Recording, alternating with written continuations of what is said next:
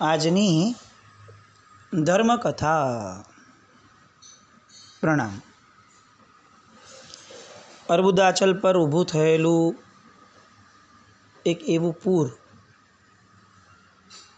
કે જે પૂરે પેથળશાના મનની અંદરમાં ધર્મના રંગના એવા પાણી ફેરવી દીધા કે પેથળશાની મનમાં રહેલી સુષુપ્ત બધી ભાવનાઓ, સુષુપ્તતા સાથે રહેલો પ્રમાદનો ભાવ અને કેટલાક વખતથી રાજકાજની અંદરમાં ખૂબ રત થઈ ગયાના કારણે કેટલીક વસ્તુઓ પ્રત્યે સેવાઈ ગયેલું દુર્લક્ષ, એ બધું હવે પેથળશાના મનમાં ઉપસવા લાગ્યું. એકાંત અને અસંગ આ બે સમ્યક દર્શનના મુખ્ય લક્ષણો કીધા છે. સમ્યક દર્શનની પ્રાપ્તિ થઈ છે અથવા સમ્યક દર્શન પ્રાપ્ત કરવું છે તો એવા કયા બે તત્વો છે કે જે તત્વોના સેવનથી અચૂક તીર નિશાના પર લાગી શકે? અને સમકીતીને ઓળખવો કેવી રીતે કે આ વ્યક્તિ ખરેખર મોક્ષના માર્ગે છે, એની પ્રતીતિ કોઈએ કરવી હોય તો કઈ રીતે કરી શકાય? તો એમ કહે છે કે બે ગુણો, એક એકાંત અને બીજું અસંગ. એ એકાંત પ્રિય હોય વ્યક્તિ, એને ટોળાઓમાં કે સમૂહમાં રહેવું ઓછું ગમે. એ બને ત્યાં સુધી પોતાનું એકાંત શોધવા માટે જ પ્રયત્નશીલ હોય, વ્યવહાર સાચવી લે, પણ સમય મળ્યો, તક મળી તો સીધું એકાંત સાધવાનો પ્રયત્ન. અને બીજું અસંગ, એકાંતનો જોડિયા ભાઈ. એકાંત આવે એટલે મનમાં આ ભાવ આવે કે હવે મારે બહુ સંગ નથી રાખવો, ન વ્યક્તિઓનો ન પદાર્થોનો, બને એટલું ઓછું થઈ ગયું બધું જ સહજપણે. પેથળશાને આ એકાંત મળ્યો. રાજકાજના કામથી દૂર થઈ જીરાવલા અને અર્બુદાચલની યાત્રા માટે ગયા, રસ્તામાં એકાંત મળ્યો અને એકાંતના કારણે અંદરથી ધર્મ હવે જે ઘણા વખતથી સુષુપ્ત થઈ ગયો હતો એ એકદમ ધડાકાભેર પ્રગટ થયો અને સુવર્ણ સિદ્ધિના આમનયમાં સુવર્ણ સિદ્ધિ થઈ એના કરતાં વધુ મહત્ત્વનું અગ્નિકાયના જીવની વિરાધના થઈ એ લાગ્યું. આપણે બધા હંમેશા ફરિયાદ કરીએ છીએ કે ધર્મ ટકતો નથી, ભાવ ઉછળે છે પણ પછી એનું આયુષ્ય બહુ ઓછું રહે છે. કારણ કે જીવ પોતાને એકાંત આપવા ઈચ્છતો જ નથી, એ ટેવાયેલો પણ નથી. દરેક આરાધના પછીથી કે દરેક શુભતા પછીથી એક એકાંત જીવને જો મળી જાય અને એ શુભતા જે ઊભી થઈ છે એ શુભતાને સતત વાગોળી અને સંસ્કરિત કરાઈ જાય તો ચોક્કસપણે આ ધર્મ આપણા જીવનની અંદરમાં ધારી અસર કરી શકે. આપણને રોજ પ્રવચન સાંભળવા છે, સારી વસ્તુ છે, પણ પ્રવચન સાંભળ્યા પછીનું એકાંત ક્યાં છે મનનું, કે જેમાં પ્રવચનમાં જે સાંભળ્યું એની પર વિચાર ના થાય. આચરણા કરવી બહુ આપણે સીધું એમ કહીને છોડી દઈએ કે આટલું બધું ક્યાં આપણાથી થવાનું, નથી કરવું ભાઈ, વાંધો નથી, પણ વિચારણા. સપનાઓ સેવીશું તો આજે નહીં તો કાલે ક્યારેક હકીકતમાં પલટાશે. સ્વપ્નાઓ જ સેવવા નથી તો ક્યારેય એ હકીકતના અધિકારી પણ નહીં બની શકે. વાચના, પૃચ્છના, અનુપ્રેક્ષા. વાચના સાંભળ્યા પછીની પૃચ્છના અને પરાવર્તના જે મિસ થયા એના કારણે આ જે ધારી અનુપ્રેક્ષા થવી જોઈતી હતી એ થતી જ નથી. એટલે એકાંત એ આ બધી વસ્તુઓને આપનારી જનેતા છે. પેથળશાએ આ એકાંતનો ફાયદો ઉપાડ્યો, મનમાં ધર્મને વસાવ્યો, ઘરમાં આવીને વાત કરી. પ્રથમણીએ તો વધાવી લીધી વાત કે આપની વાત ખરેખર ખૂબ સાચી છે, અને હવે વાત આવી ઝાંઝણશાને કરવાની. ઝાંઝણશાને વાત કરી કે જો દીકરા, આવી રીતે મનમાં ભાવ પ્રગટ્યો છે કે પિતાશ્રીએ તો સુવર્ણ સિદ્ધિનો આમનય આપ્યો અને એ આમનયના કારણે આજે પુણ્યના ઉદયના સમયમાં આપણે એ આમનયને પૂર્ણ પણ કર્યો, એને સફળતાપૂર્વક સાધ્યો, પણ આ સાધવામાં અગ્નિકાયના જીવની જે ભયંકર વિરાધના થઈ છે એનાથી હું કમકમી ગયો છું. 80-100 વર્ષના આયુષ્યની અંદરમાં કેટલા જીવોને રહેસી નાખવાના અને મેળવવાનું શું સામે? માંડ થોડાક સમય માટે 25-50 વર્ષ માટેની સમૃદ્ધિ માટે કેટલા જીવોને રહેસવાના. અને આ ભાવ મનમાં પ્રગટ થયો. કોક અજબ ગજબની કૃપા વરસી અને આવો ભાવ પ્રગટ થયો અને ત્યાં મેં આવો નિર્ણય કર્યો છે કે હવેથી હું સુવર્ણ સિદ્ધિ બીજી વાર નહીં કરું. એટલું જ નહીં, હું સુવર્ણ સિદ્ધિ તને આપીશ પણ નહીં. ઝાંઝણ શાહના મુખ પરના ભાવો જોવા માટે હવે પેથળ શાહ એ તરસી રહ્યા હતા. કંઈ અજુગતું હતું એવું નથી, પોતાના સંસ્કાર ઉપર ભરોસો નહોતો એવું પણ નહોતું, ઝાંઝણની પ્રતિભા ઉપર અવિશ્વાસ હતો એવું પણ ન હતું, પણ બહુ મોટી બાબત હતી. સાવ સહજપણે કહી દઈએ ને સહજપણે થઈ જાય એટલી નગણ્ય વસ્તુ પણ ન હતી આ. અને એટલે ઝાંઝણ શાહનો રિસ્પોન્સ સાંભળવા માટે પેથળ શાહ એકદમ લાલાયિત હતા. ઝાંઝણ શાહ કેટલીક ક્ષણો માટે એકદમ શાંત થઈ ગયા. કેટલીક ક્ષણોનો વિચાર કર્યો અને એમણે પિતાશ્રીને કીધું કે પિતાશ્રી,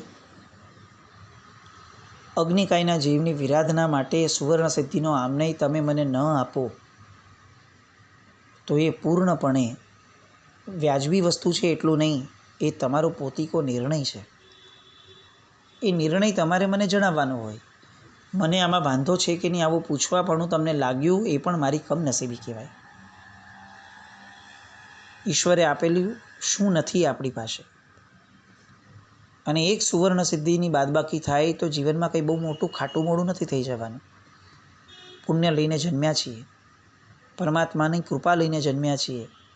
ભાગ્ય જોર કરે ત્યારે શું સ્થિતિ હોય છે એ પણ આપણે જોઈ રહ્યા છીએ, અને ભાગ્ય જોર ન કરે ત્યારે શું થાય એ પણ જોયું છે, અને એને પણ સરસ રીતે સંવેદ્યું છે આપની કૃપાથી. પણ મને એક પ્રશ્ન એ થાય છે કે આ બધી જ કેટલાક વખતની આ ધારા જે ચાલી એમાં પિતાશ્રી આપણે કંઈક બીજું પણ ભૂલી રહ્યા છીએ. પેથળ શાહ વિચારે છે. ઝાંઝણ શાહે હિન્ટ આપી છે. એ જે ક્ષણો હતી કે જ્યારે પેથળ શાહે એમને જણાવ્યું સુવર્ણ સિદ્ધિ ન આપવાનું, અને તરતથી જે ક્ષણોમાં પેથળ શાહ વિચારતા હતા કે ઝાંઝણ શાહ અવઢવમાં છે, ત્યારે એકચ્યુઅલી એ અવઢવમાં ન હતા. એમના વિચાર એ ચાલતો હતો કે આટલો સરસ ધર્મ પ્રગટ્યો છે, પણ કેટલીક ધર્મની વાત એ તો સાવ ભૂલાઈ ગઈ છે. અને એટલે એમણે હિન્ટ આપી કે પિતાશ્રી આપણે કંઈ ભૂલી રહ્યા છીએ. અને પેથળ શાહ એ સંકેતને સમજી લે છે.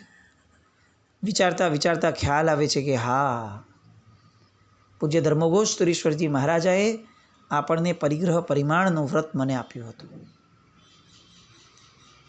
એ 5 લાખનું પરિગ્રહ પરિમાણનું વ્રત. ત્યારે એ 5 લાખ તો એમ લાગતું હતું કે કેટલા ભવો પછી થશે, પણ આજે એ આપણે ચકાસવાનું સાવ ભૂલી ગયા છે. પરિગ્રહના પાણીની સપાટી એ આપણા નિયમથી વધી ગઈ તો નથી ને? આવો વિચાર પ્રગટ્યો અને તરત પેથળ શાહે પણ જણાવ્યું કે દીકરા, બહુ સાચી વાત, તે મને ઢંઢોળ્યો છે. અને તાત્કાલિક એ જ ક્ષણે પેથળ શાહ પોતાના સ્થાવર મિલકતો વગેરે બધાનું ટોટલ કરતા થયા. અને એમને લાગ્યું કે પાણી તો વધી ગયું છે, અને એટલે હવે આ પાણીને બનતી ઝડપે નાથવું જ પડશે. અને ઝાંઝણ શાહ યાદ કરાવે છે કે પિતાશ્રી, એ તો વધી જ ગયું છે, પણ સાથે આ આખું ને આખું સુવર્ણ સિદ્ધિનું સોનું એ પણ એમાં જ આવશે ને? અને પેથળ શાહ કહે છે કે હા હા, સાચી વાત છે. આ પાણીને નાથશું નહીં, અને જો પાળ તૂટશે તો આપણા ભવાંતરની દુનિયામાં ભયંકર તારાજી સર્જાઈ જશે. સાવધાન બની ગયા. 5 લાખ ઉપરની તમામ મિલકત ધર્મના નામે અલગ મૂકી દીધી અને સુવર્ણ સિદ્ધિ એ શાસનના ચરણે સમર્પિત કરવાનો સંકલ્પ કરી લીધો. આ ભાવ થયો, કુદરત સુધી આ ભાવ પહોંચ્યો, અને હવે કુદરતે પોતાનું બીજું પક્ષનું કામ એ કરવાનું શરૂ કર્યું. હવે ભૂમિકા તૈયાર થઈ ગઈ છે. પેથળ શાહની એક સરસ મજાના યુગ નાયક બનવાની જે ભૂમિકા હતી એ બધી જ ભૂમિકાની તૈયારીઓ થઈ ગઈ. પેલા ધન આવી ગયું, મંત્રીપણું આવ્યું પછીથી, પણ ઓલી ભાવના નહોતી આવી. અત્યારે તો ધન પણ આવી ગયું અને ભાવના પણ આવી ગઈ કે મારે હવે આ જગતની અંદરમાં આ ધનને ગમે તે રીતે શુભતા તરફ વાળવું છે. અને આ જ સંદેશો હવે પહોંચ્યો કુદરત દ્વારા ધર્મઘોષ સુરેશ્વરજી મહારાજા પાસે. એમને આવી કોઈ વાત ખબર પડી એવું ન થયું, પણ કુદરતે એમને અંદરથી પ્રગટાવ્યું કે હવે અવંતી દેશ ભણી વિહારનું કદમ ઉપાડવું પડશે. પેથળ શાહની પ્રશસ્તિઓ એવી ગવાવા લાગી. ધર્મઘોષ સુરેશ્વરજી મહારાજાને સહજપણે મન થયું કે હવે અવંતી જવું એ સૌથી સુયોગ્ય શાસન માટેનું એક સુયોગ્ય પગલું થશે. અને આ યુગ દ્રષ્ટા અવંતી પધારી રહ્યા છે એવી વાત પેથળ શાહને એના કાને અથડાઈ. પેથળ શાહને યાદ આવી એ પોતાની દીન અને હીન દશા કે જ્યારે એમને મજાક લાગી હતી. પૂજ્ય ધર્મઘોષ સુરેશ્વરજી મહારાજાએ એમ કીધું કે તારી પરિગ્રહ પરિમાણની મર્યાદા વધાર. અને 5 લાખ જ્યારે કહ્યું હતું ત્યારે તો એમ જ લાગ્યું હતું કે આ રીતસર મારી મજાક છે મારા ભાગ્યની. પણ એ તેજસ્વી વાતોએ જ આજે આ તેજસ્વીતા પ્રગટાવી છે, એ પોતે સમજી રહ્યા હતા. અને એટલે જ્યારે એમને સમાચાર મળે છે, માધવ કરીને એક વ્યક્તિ એ એમને સમાચાર આપવા માટે આવે છે કે ધર્મઘોષ સુરેશ્વરજી મહારાજા જે મહામંત્રીના ગુરુદેવ છે એ માંડવગઢ પધારી રહ્યા છે. પેથળ શાહનું રોમ રોમ નાચી ઉઠ્યું. એમના નાડી સ્પંદનો આનંદના વહેણ સાથે ધબકવા લાગ્યા અને મંત્રીશ્વર મનોમન બોલી ઉઠ્યા, આવ્યા રે અવસર આનંદના. અને પેથળ શાહે પેલા માધવનું દરદર ફીટી જાય કાયમનું એટલી બધી દાનવૃષ્ટિ કરી.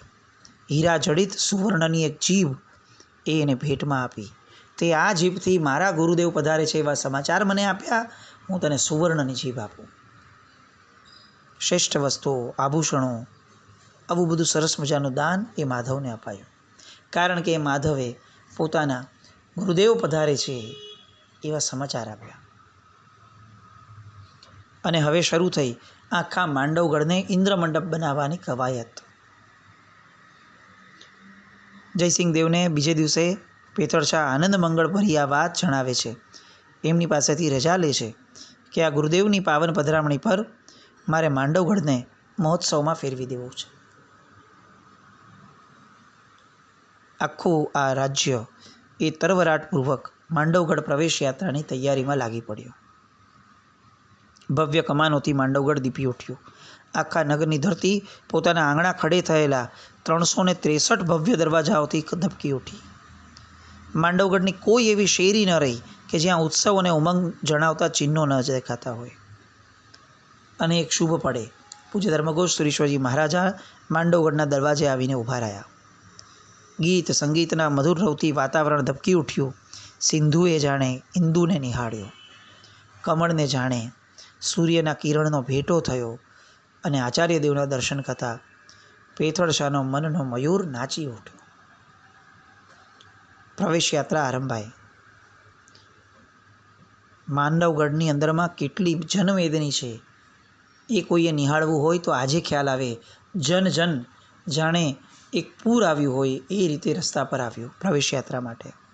અને માનવોનો ખરા અર્થની અંદરમાં મહેરામણ ઉમટ્યો હોય એવું થયું. પેથળ શાહ સુવર્ણના મેઘ બની અને આજે યાચકો ઉપર વરસી રહ્યા હતા. આજે કદાચ પેથળ શાહની અંદરમાં વિમલશ્રી પ્રગટ્યા હતા. પોતાની માતાનો વારસો આજે પેથળ શાહમાં દેખાઈ રહ્યો હતો. એક એક વ્યક્તિને પકડી પકડીને સામે ચડીને એક દાનની ગંગા વહાવવાનું કાર્ય. મારા ગુરુદેવ પધારે છે, મારા ગુરુદેવ પધારે છે, આવો આનંદ જગત સાથે વ્યક્ત કરવો, પણ કોરો કોરો નહીં. ઈશ્વરે જે આપ્યું છે એ બધું જ જાણે એ લોકોને આપી અને એમને જણાવવું છે કે જોજો તમારા ગુરુદેવ આવે ને ત્યારે પણ આવા વરસજો, કારણ કે આ ગુરુ તત્વ મળવું એ અશક્ય છે. આ ભૌતિક વસ્તુઓ મેળવવી એ બહુ સરળ છે, પણ આવા ગુરુ તત્વોની પ્રાપ્તિ એ અનંતકાળમાં એકવાર માંડ થાય.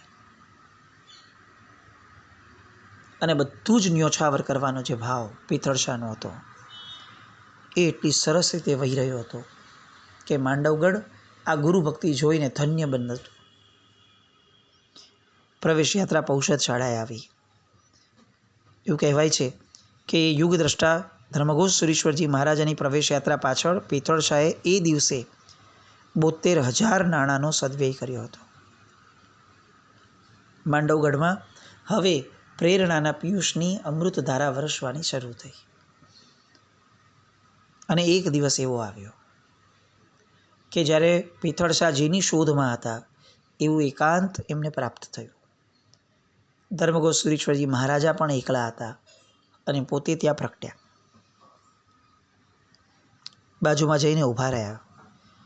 અંતરની કોઈક વાત કરવી છે, એની માટે બહુ સરસ વાતાવરણ છે એવું સમજી અને સાહેબની નજીક જઈને બેઠા. અને સાહેબે જ વાત શરૂ કરી, કેમ મંત્રીશ્વર? અને માંડવગઢનો આ મંત્રી બાળક બની અને સાહેબ પાસે હવે વ્યક્ત કરવાનું શરૂ કરે છે. ભગવંત કેટલાય દિવસોથી જે વાતાવરણ શોધતો હતો એ આજે મળ્યું છે. અને ત્યાંથી પછી વાત કરાવે છે કે પ્રભુ, એ વિદ્યાપુરનું નગર કે જ્યાં આપશીએ કરાવેલું પરિગ્રહનું પરિમાણ આપને યાદ છે? અને સહસા તરત જ ધર્મઘોષ સુરીશ્વરજી મહારાજા કહે છે કે યાદ છે, 5 લાખ ને? અને પિથળશા પૂજ્યશ્રીની આ યાદ શક્તિ એ જોઈ સ્મૃતિ શક્તિ પર ઉવારી જાય છે.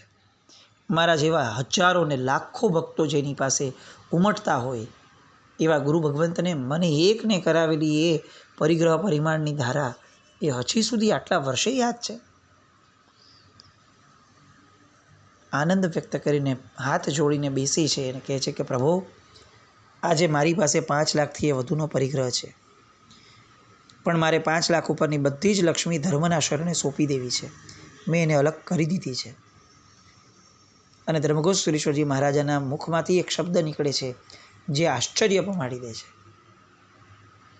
અને એ શબ્દ નીકળે છે સુવર્ણ સિદ્ધિ. જે પિથળશાહે આ સુવર્ણ સિદ્ધિની વાત ફક્ત ઝાંઝણ એમના પત્ની અને પ્રથમણી આ 4 સિવાય કોઈ વ્યક્તિના કાન સુધી ક્યારેય પહોંચવા નથી દીધી. આજે સહજપણે પૂજ્ય ધર્મઘોષ સુરીશ્વરજી મહારાજા એ સુવર્ણ સિદ્ધિ માટે પ્રશ્ન કરી રહ્યા છે. આનંદ થયો, ભય ન લાગ્યો કે સાહેબને કઈ રીતે ખબર પડી. પિથળશાને આનંદ થયો, શું કમાલના ગુરુ મને મળ્યા છે. કેટલી નાનામાં નાની વસ્તુઓનું ધ્યાન રાખે છે. અને તરત જ એ આખી વાત એમને કહે છે કે પ્રભુ, સુવર્ણ સિદ્ધિનું બધું જ સુવર્ણ શાસનના કાજે ન્યોછાવર કરવાનો મેં દ્રઢ સંકલ્પ કર્યો છે અને સુવર્ણ ગુપ્ત સ્થાનમાં છે. સુવર્ણ સિદ્ધિની પાછળ થયેલી બેફામ હિંસા જોતા મારું મન દ્રવી ઉઠ્યું અને ત્યાંને ત્યાં જ મેં પ્રભુ સમક્ષ મક્કમ નિર્ણય લઈ લીધેલો કે પ્રભુ, હવે પછી ક્યારેય પણ આ સુવર્ણ સિદ્ધિ નહીં કરું અને એનો પ્રયોગ કોઈને શીખવીશ પણ નહીં. ધર્મઘોષ સુરીશ્વરજી મહારાજાને નિસ્પૃહ હતા. શાસનને અને મોક્ષ માર્ગને વરેલા આચાર્ય ભગવંતો કેવા હોય એનું ઉદાહરણ. ધર્મઘોષ સુરીશ્વરજી મહારાજા જો ચાહત તો કહી શક્યા હોત કે તું આટલું બધું સુવર્ણ ધર્મના શરણે ધરે છે, તો હવે જ્યારે ધર્મ ખાતે જ તારે વાપરવું છે, તો પછી આટલા મોટા ધર્મને ખાતર થતી આવી નાની અગ્નિકાયની હિંસા ઉપર તું કેમ લક્ષ્ય આપે છે? જૈન શાસન જળહળતું થઈ જશે. કેટલાય જિનાલયો, કેટલીય શુભતા, કેટલાય સત્કાર્યો તું સુવર્ણ સિદ્ધિના આમ લઈને બંધ નહીં કર. આવું ચોક્કસપણે ધર્મઘોષ સુરીશ્વરજી મહારાજા કહી શક્યા હોત. પણ એમના મુખમાંથી ખૂબ ધન્યવાદપૂર્વકની એક વાત પિથળશા માટે નીકળી, વાહ મંત્રીશ્વર, તમે અંતરમાં ડોકિયું કર્યું, ખૂબ આનંદ થયો. ધર્મ એ અંતરમાં ડોકાતી તત્વની ધારા છે. બાહ્ય ક્રિયાઓથી ધર્મને માપવું એ પામરતા છે. પેથળશા બાહ્ય જિનાલયો વગેરે જેટલો પણ ધર્મ કરશે, દાન વગેરે, એ બધા કરતાં ઘણું મહત્ત્વનું પૂજ્ય ધર્મગોસ્વામીશ્વરજી મહારાજાને મન એ હતું કે પેથળશાને પોતાના મોક્ષની ચિંતા હતી. દાન ધર્મ કરતાં પણ કંઈક ઘણો મહત્ત્વનો આત્મધર્મ છે. આપણને શીખવાડવામાં આવેલા તમામ ક્રિયાધર્મો કરતાં પણ કંઈક ઘણો મહત્ત્વનો આત્મધર્મ છે. એવું આપણે ક્યારે શીખશું? આત્મા ક્યારે યાદ આવશે? અસંખ્ય અગ્નિકાય જીવોની હિંસા કરી, એ જીવો મરી જાય એ વેદના તો બરાબર છે, પણ એના કરતાં પારાવાર વેદના મને એ છે કે આ જીવો તો મરતા મરશે, મારો આત્મા કેટલા ભવ માટે મરશે. અને આવા અસંખ્ય ભવો સુધી આત્માને મારવાનો ધંધો કરીને મેળવું છું શું હું? ખાલી 25-50 વર્ષ માટેની કહેવાતી સમૃદ્ધિ, એ પણ જે મારા ભાગ્યમાં હશે તો જ મારી આગળ રહેશે, નહીં તો એ પણ સરી જવાની. આવું આત્માનું ભયંકર અહિત હું કઈ રીતે કરી શકું? પેથળશાની આ ભાવના શ્રાવકપણામાં આપણા સૌના હૃદયમાં પ્રગટે બહુ આવશ્યક છે. એકાંત લઈએ અને વિચારીએ કે આપણે જ્યાં દોટ મૂકીને ભાગી રહ્યા છે એનો અંત કેવો છે. પેથળશાના સુકૃતને મનોમન બાંધી અને પ્રાર્થના કરીએ કે અમારામાં પણ આવો સુકૃતનો ભાવ પ્રગટે. સુકૃત એટલે ધન ધર્મના ક્ષેત્રે વાપરવું એટલે તે સીમિત નહીં. સુકૃત એટલે ધનની મૂર્છા તૂટી જવી, દેહની મૂર્છા તૂટી જવી. આવા સુકૃતો આપણા જીવનમાં પણ પ્રગટે એવી શુભ મંગલ કામના સાથે ધર્મગોસ્વામીશ્વરજી મહારાજાના આગળના એમની માટેના જે પ્રેરણાદાતા બન્યા છે અને એમના આદેશો જે થવાના છે એને આવતીકાલે સંવેદીએ. જેના કારણે કંઈ પણ બોલાય તો મિચ્છામિ દુક્કડમ જૈનમ જયતિ શાસન.